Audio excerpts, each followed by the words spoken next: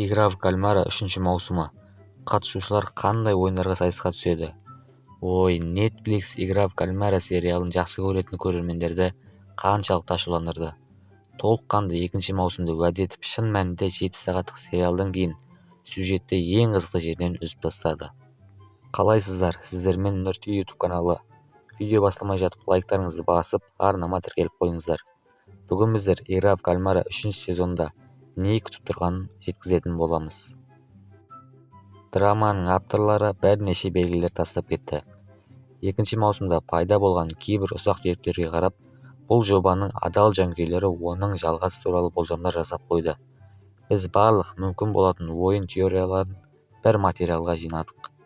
2 маусым бойы қатысушылар, яғни қарызға батқан тұлғалар қаншама ақшамен өмір үшін қанды сайыстан өтіп, 3 ойыннан өтті.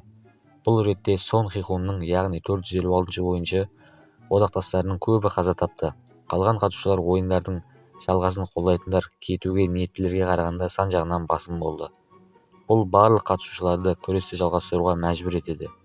Демек, кем дегенде 3 маусымда тағы 3 ойын бізді күтіп тұр. Қатысушылардың сайысқа түсетін ойындарының болашағы туралы болжамдар жасау жанкүйерлердің сүйікті ісі. Барлығы жаңа, одан да күрделілік және психологиялық тұрғыдан шиеленіскен ойындардың пайда болуын күтуде. Олар сенім, сатқындық және адамдық мораль тақырыптарын қозғайтын болады. Болашақ ойындар туралы алғашқы нұсқаулық, қосымша сцена. Дәл солай. Егер сіз шыдамдылықпен титрларды соңына дейін көрсеңіз, онда кішкентай бір эпизод байқаған боларсыз. Онда әйгілі Йон Хин қуыршағы және жанында тағы бір қуыршақ Шғол Су деген бала көрсетіледі. Бұл жаңа ережелері бар ойынның қайтып оралуына айқын нұсқау. Игра в кальмара жанкүйерлері бұл туралы ағылшын тіліндегі, ал корей тіліндегі Джек пен Джилл ойынының нұсқаулығы бар деп айтады. Ойынның мәні олар айтқандай шелек алу, төбеге көтерілу, су алу, қайтадан түсу және мәреге жету болып табылады. Сонымен қатар қатысушылардың қызыл жарық, жасыл жарық ойынның қуыршақтарымен ойнайды.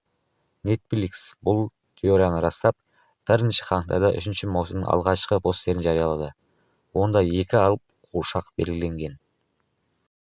Белгілі факт: қатысушыларға ойнайтын ойындар туралы негізгі нұсқаулар олар ұйықтайтын бөлменің қабырғаларында суреттелген. Бірақ 1 және 2 маусымның қатысушылары бұған дейін мұны байқамаған. Және бұл кезде төсек ойындарының азайған сайын қабырғалар әлде қайда жақсы көрінеді. Сондықтан жанкүйерлер 2 маусым бойы қабырғаларға ерекше назар аударды. Қандай ойын суреттегі капельге салынған көруге мүмкіндік болады. Көптеген көрермендер жатақхананың айналасында қолдарымен қозғалған фигураларды бейнеленгенін байқады. Кейбіреулер тұңғиыққа құлап кетеді. Бұл сынақ бәлкім қатысушылардың физикалық күшті талап етеді. Әйел қатысушылар үшін іс жүзінде орындалмайтын нәрсе болады. Жанкүйерлердің басқа болжамдары арасында крестиктер мен ноликтер ойыны.